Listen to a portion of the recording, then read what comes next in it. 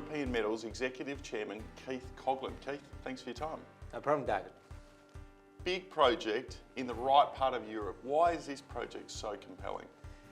Well, you're right, it's a big project, and that's important for long-term security of supply.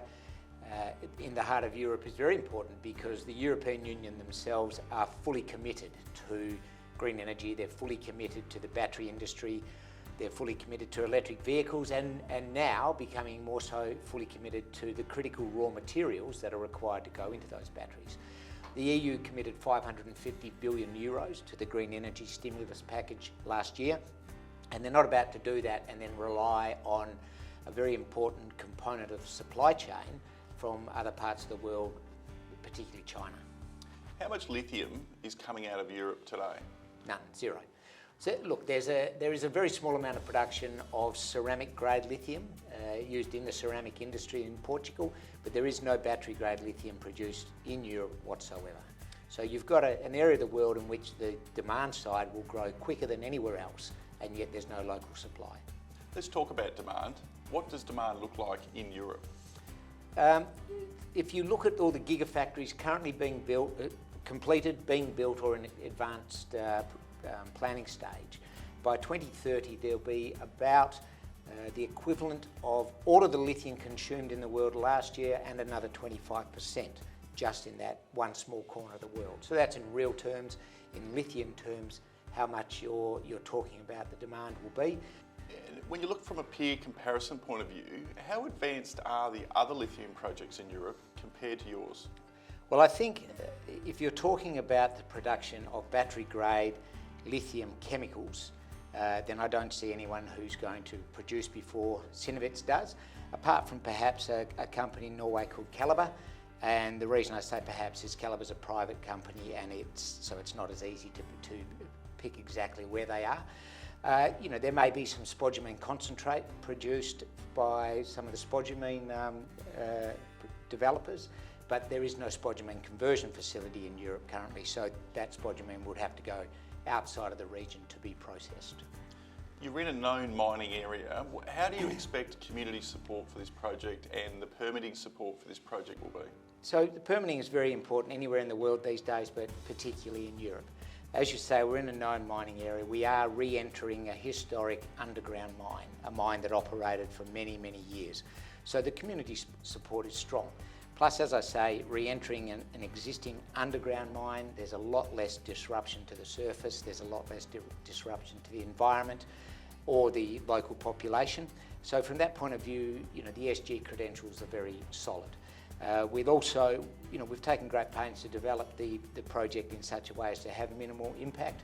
The processing plant itself will be located some distance from the mine portal, and we will transport the concentrate between those two via a slurry pipe, so no trucks going through towns, this sort of thing.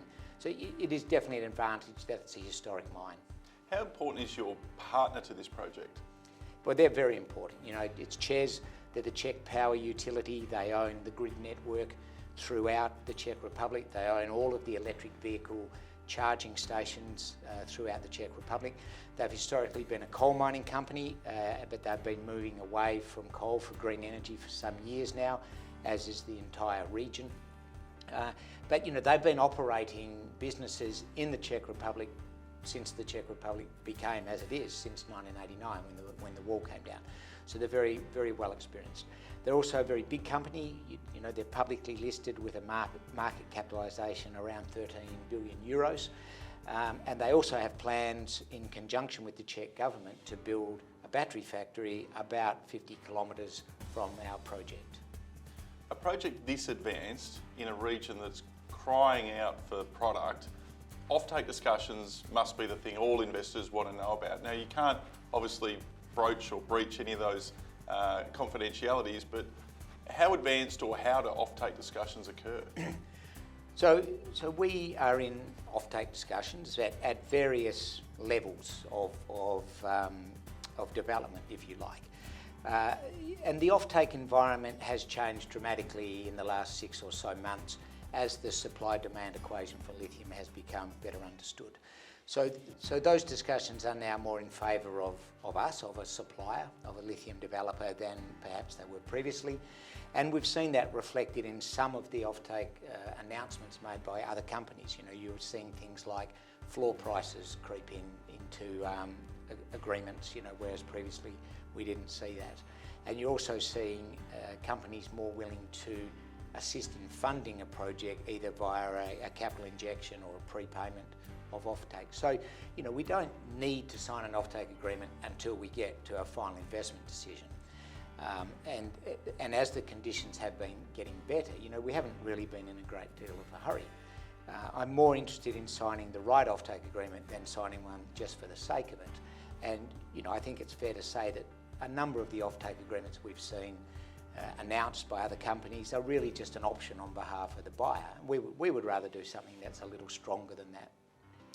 Looking forward, what can investors expect from EMH? So definitive feasibility study is ongoing, so we'll be reporting the various developments with that. You know, if you like, that's some of the more boring things that we have to get through. You know, the market can sometimes get a bit bored with studies. But, you know, the things I think that will be of more interest to the market, things that we've flagged, we have talked about looking at expansion studies to see if we can increase production from the project. You know, it's a very, very big resource. The plan that we currently have utilises a very small portion of that overall resource in the 21 years of mine life that we've modelled. So, you know, those studies will be ongoing, and we'll obviously announce the results of those to the market as they come. We're also looking at other various optimisation strategies on the existing plan, you know, perhaps to increase production there as well. You know, it would be good to update some of the numbers surrounding the PFS that we produced 2 years ago, because obviously some of the key inputs have changed dramatically. We used a lithium hydroxide price of $12,000 a tonne 2 years ago, and clearly it's significantly higher than that now.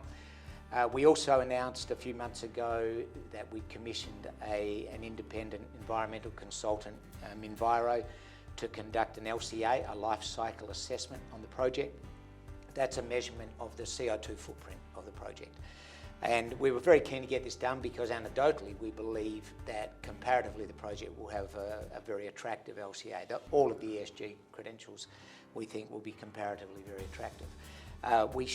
That report has been finished and it's with an independent verifier now to go through its QA/QC, so we would hope to be able to release that to the market at some stage next month in November.